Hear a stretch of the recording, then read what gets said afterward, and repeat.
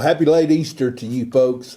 This will be coming out one day after Easter Sunday, I believe, or a week after or something like that. But you know what? I am 63 years old, I believe. I've grown up in Northeast Texas all my life. And I know I see some of you once a year at Christmas or Easter, sometimes twice a year. But the message of Easter, every preacher is going to preach basically the same thing. And it is great news. I mean, the foundational verse, I'm going to be talking about this some on Sunday. When the women went, found an empty tomb, they were shocked. The angel said, don't freak out, don't be alarmed.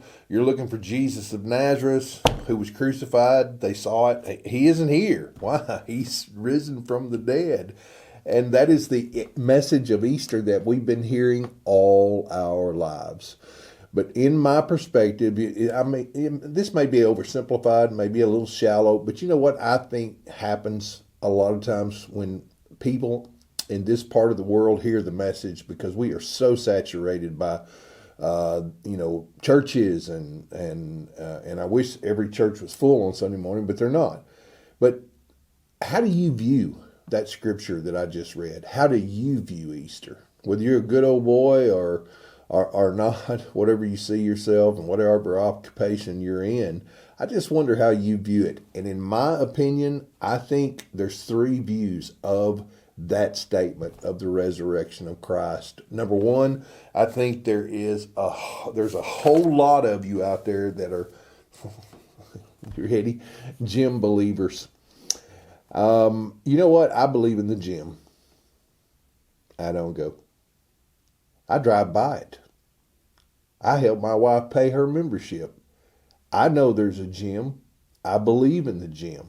I believe the gym works. But I don't go to the gym, as you can tell.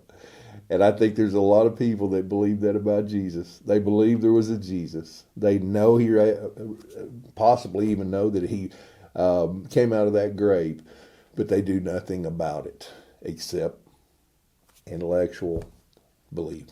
And then there's a second group of people. They're what I call the but believers. And there's two types of buts. Number one, there is the people that believe in Jesus and the resurrection and the need for Jesus, but they're good old boys. You know, they ain't never killed anybody. They might hit 80% of the 10 Commandments every single week, so they really don't see the need for Jesus. And then finally, there's another kind of but. There's that guy out there, that lady out there, that child out there that believes, I believe in the resurrection of Jesus, but I'm too messy. I'm too messy. You're prime. If you're that but believer, you're prime. You know that there was a resurrection. You believe that Jesus was who he said he was. Don't wait. You're not too messy. And then there's a third type of believer in that statement about the resurrection, and it's this. It's not the gym, it's not the but believers, it's the participant believers. It's those people, and I encounter them every day. I'm going to encounter them a bunch this week. It's those of you who've said, I believe in the resurrection. I get it. But then you went a step farther. Ask yourself why there was a resurrection. I can tell you why there was a resurrection. Because we are all messy. We're sinners by nature, sinners by choice. And our only cure is the empty tomb. And so the bottom line today, I hope you're not a but believer. I hope you're not a gym believer. I hope that you fully participate in the blessings and the freedom that Jesus gives when we follow him. And that is the bottom line.